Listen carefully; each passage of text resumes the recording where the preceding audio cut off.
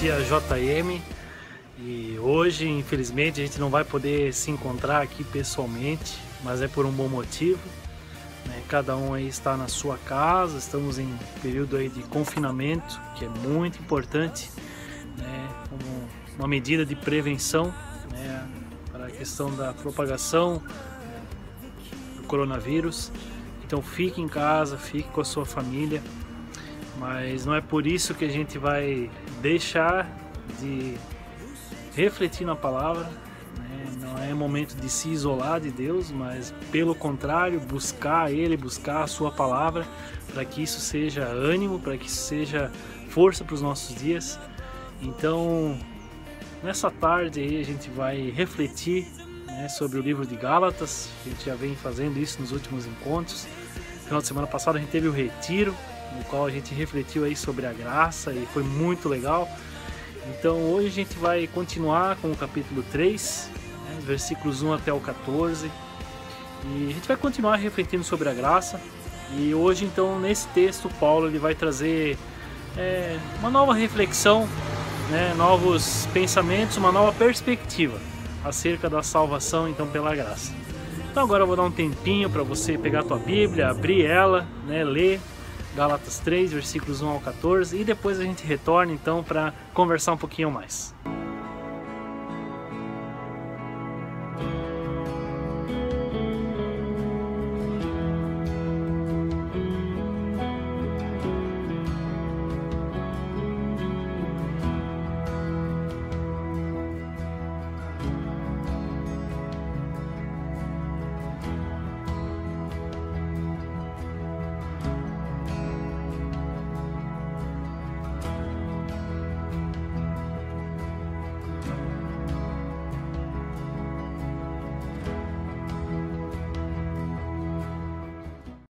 E aí, você já precisou usar uma justificativa?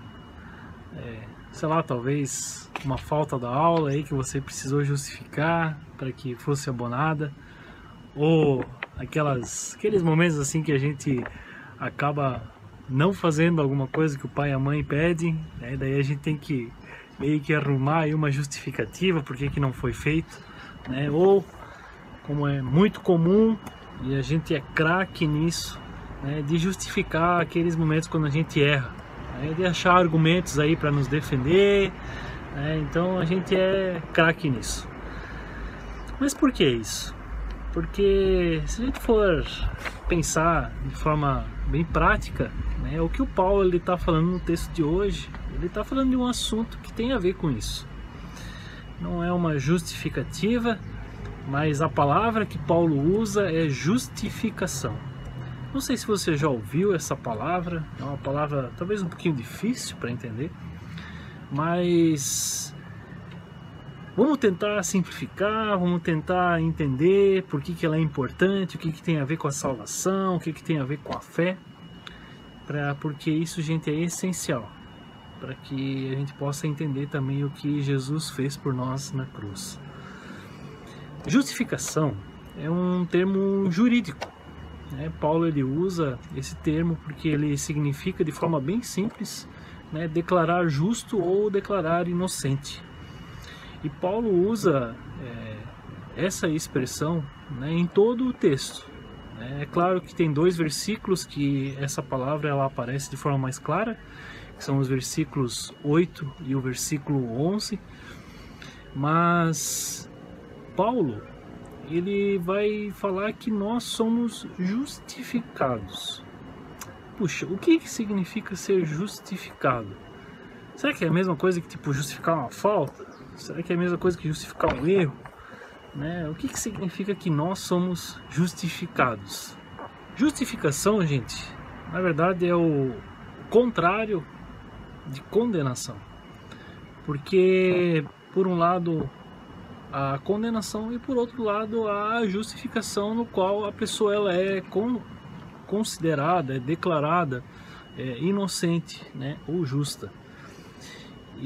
Mas por que Paulo fala isso? Porque, como a gente viu nos últimos encontros, nós somos pecadores, todos nós pecamos, todos nós carecemos da glória de Deus. E a gente sabe que o salário do pecado é a morte.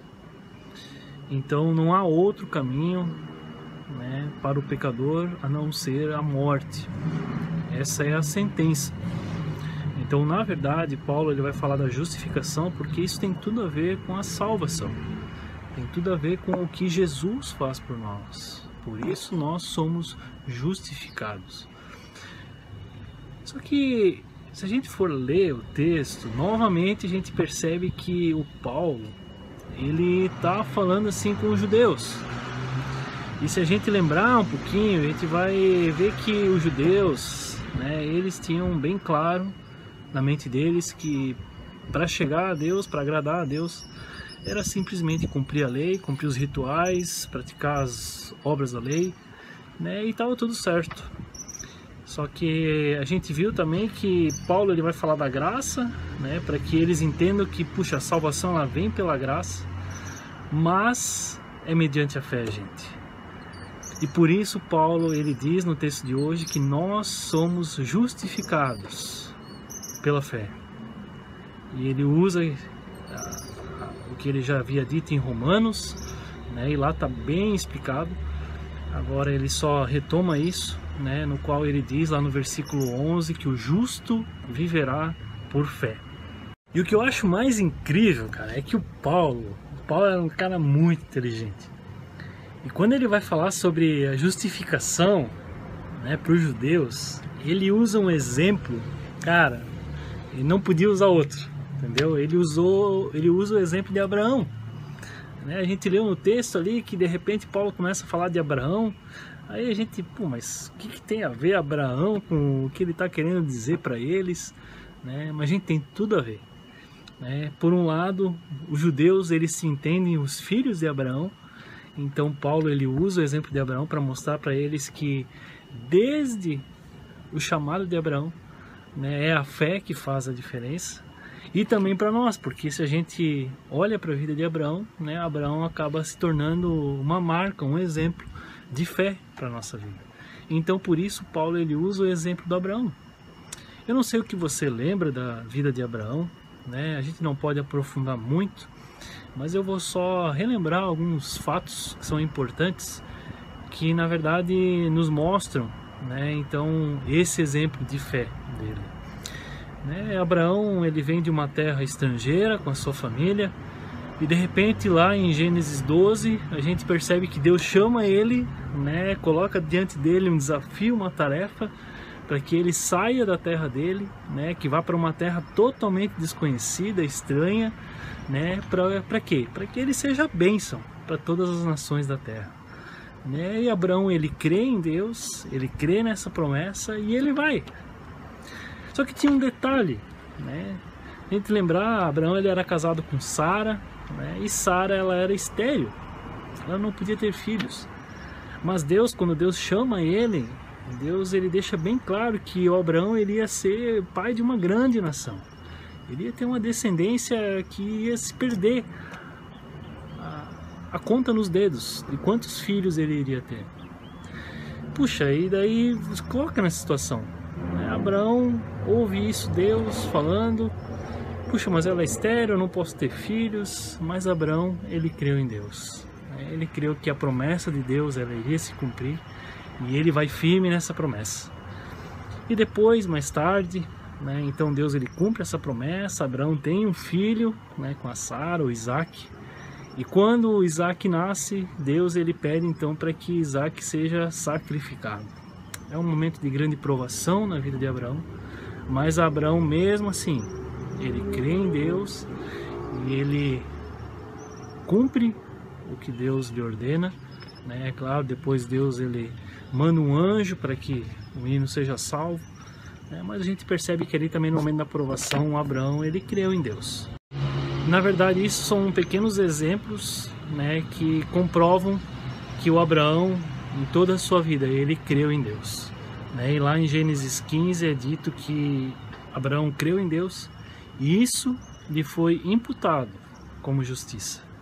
Ou seja, pelo fato de Abraão ter fé em Deus, essa fé que ele teve em Deus foi o suficiente para que sua vida fosse atribuída à justiça de Deus. É claro que, além disso, a gente também precisa entender, e essa é a relação com a nossa vida, que Abraão, ele já recebeu uma boa nova, mesmo talvez não percebendo isso, mas quando Deus chama ele para que ele seja o pai de todas as nações, para que ele seja aquele pelo qual Deus vai abençoar todas as nações, eu e você nos incluímos. Sim, Abraão, ele inicia um projeto de resgate da humanidade, no qual eu e você fazemos parte. Então, na verdade, Abraão tem muito mais a ver com a tua vida do que você imagina.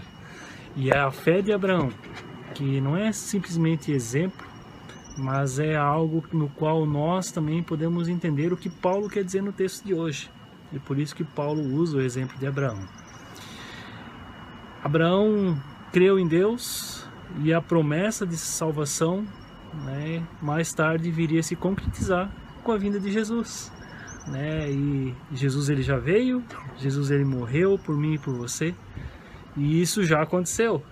Então, na verdade, hoje nós podemos crer que Jesus veio, que Jesus morreu, que ele tomou o meu e o teu lugar pela fé. É um negócio difícil de entender, porque lembra lá no início eu falei, nós somos pecadores. O pecado ele continua na nossa vida, se torna uma luta, nós não queremos pecar, mas nós acabamos pecando. E daí de repente Paulo fala que, puxa, Jesus veio, Jesus morreu por mim e por você, e assim a gente se torna justos diante de Deus.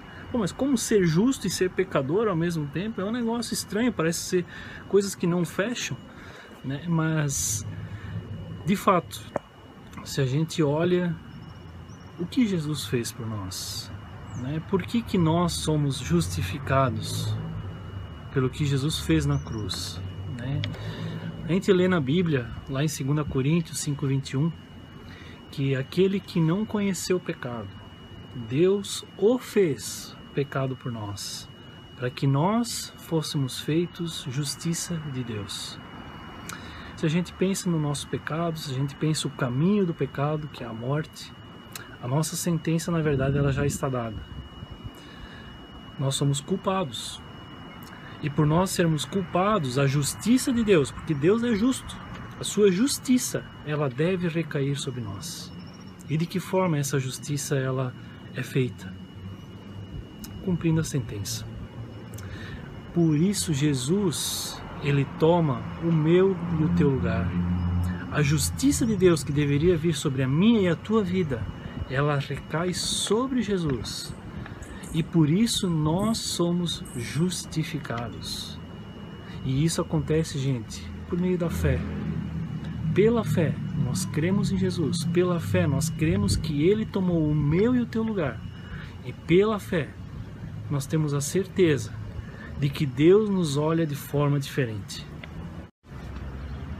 Ser justificado é ter a certeza de que a sentença que eu e você deveremos pagar, ela é paga por Jesus na cruz. E eu fiquei pensando, puxa, como tornar isso um pouco mais próximo, um pouco mais prático para entender. E já que a justificação ela é um termo jurídico, vamos pensar nessa ideia. Vamos imaginar que você, diante do teu pecado, diante de todo o peso que vem junto com isso, as consequências, você agora está num tribunal. E Deus, que é o juiz, ele está ali presente. O advogado de acusação, que é o inimigo, está ali com todas as provas concretas e visíveis de tudo que você fez, o que te traz mais culpa ainda. E o mais engraçado, a sentença ela já foi dada desde o início, e nós sabemos qual é a sentença. E esse julgamento é só uma visibilidade. Deus simplesmente vai falar aquilo que nós já sabemos. Você é culpado. Assim é o caminho para aqueles que não creem em Jesus, porque ainda carregam sozinhos o seu pecado, o peso, a culpa, as consequências. E infelizmente Se não crerem em Jesus, essa será a sua sentença até o fim. Mas você que crê em Jesus, há uma diferença fundamental. Porque se você crê em Jesus, você tem um advogado junto ao Pai. Jesus Cristo é esse advogado. Você crê em Jesus, Deus ele olha de forma diferente. Como se ele tivesse um óculos que ele coloca, e esse óculos, sendo Jesus, estando à tua frente, Deus ele vê perdão, Deus ele vê uma nova vida, Deus vê a vida eterna. Essa que é a diferença. Por isso, gente, justificação nada mais é do que você perceber que Jesus tomou o teu lugar e que ele tomou sobre ele a nossa sentença. Por isso, quando nós cremos em Jesus, o nosso desejo é que nós a cada dia vivamos com ele e sejamos mais parecidos com ele. E o que eu quero deixar para ti também, para que você possa levar para a semana, é que viver pela fé é muito mais do que entender a salvação. Às vezes a gente acaba relacionando a fé com a salvação e parece que a fé é algo que é só isso. Gente, viver pela fé é viver na dependência diária, a cada dia, do nosso Senhor. Viver nessa dependência é ter a certeza de que o Senhor ele está cuidando da minha e da tua vida. Ele está cuidando de cada detalhe. Isso nos momentos bons, momentos ruins. É ter a certeza de que o Senhor ele não nos abandona, mas pelo contrário, Ele está ao nosso lado, Ele está próximo de nós. Então agora também nessa situação que nós estamos vivendo, entenda que viver pela fé é viver crendo que o Senhor, Ele não te abandona, mas Ele está ao teu lado, Ele está cuidando de ti, Ele está cuidando da tua família e com certeza não há o que temer. Por isso nós podemos ter uma esperança viva para o dia de amanhã, porque o Senhor Ele está ao nosso lado e pela fé nós podemos crer nisso. Esqueça de orar. Nesse tempo que nós estamos longe fisicamente, lembre que a oração ela nos aproxima. Ela te aproxima daquelas pessoas que você conhece e também daquelas que você não conhece. Por isso ore pelas pessoas que estão trabalhando para atender as nossas necessidades mais básicas. Ore pelos profissionais da área de saúde que estão trabalhando e lutando para salvar vidas. Ore pelas famílias em que há casos de pessoas que estão enfrentando e se recuperando do vírus. E lembre daquelas famílias que perderam alguém. No Brasil os casos estão aparecendo, mas se nós olhamos mundo afora, muitos países, muitas famílias perderam pessoas. Lembre dessas famílias, lembre do luto que elas estão enfrentando. E eu quero deixar um convite bem especial. Hoje à noite, às 19h30, nós vamos ter o nosso culto sendo transmitido de forma online. Então, não deixe de, nesse tempo, às 19h30, com a sua família, ter o culto familiar. Acompanhe a programação, o louvor, e que seja um momento muito abençoado para a sua família. Até semana que vem, galera. Aquele abraço. Valeu!